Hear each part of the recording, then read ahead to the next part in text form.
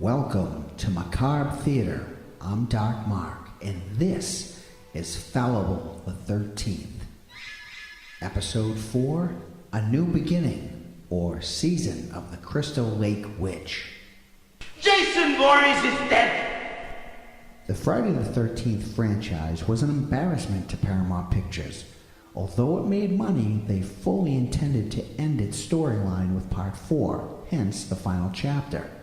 It certainly wasn't the biggest box office take of the films, but it made enough money to release Part 5, A New Beginning, 11 months later. It's Jason Voorhees.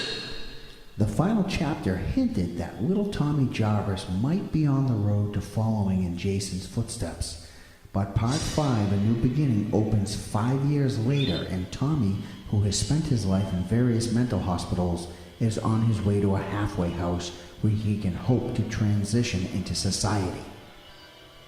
While there, Joey, a mentally challenged inmate, is murdered by another inmate, Vic, with an axe. Vic is arrested and taken away. Before Tommy can even settle in, someone starts killing people off using Jason's old M.O.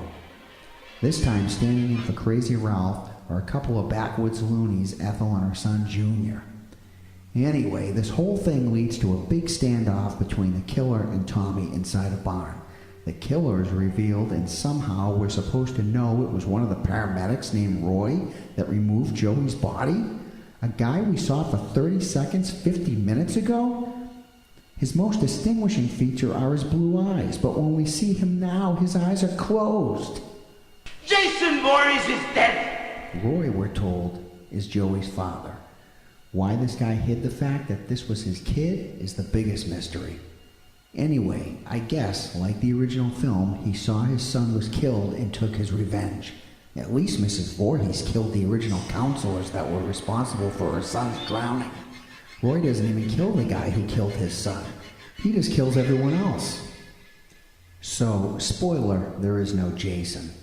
Halloween 3 opened 3 years earlier, and it dropped the Michael Myers character from the franchise, and the movie tanked. I would have expected Paramount to have paid a little bit more attention. Then to add insult to injury, you end this film implying yet again that Tommy is to become the new Jason? Please. Realizing they lost their core audience, when Part 6 arrived, they wanted to make it abundantly clear that Jason was back. I'm Dark Mark. Join me next time for Fallible the 13th.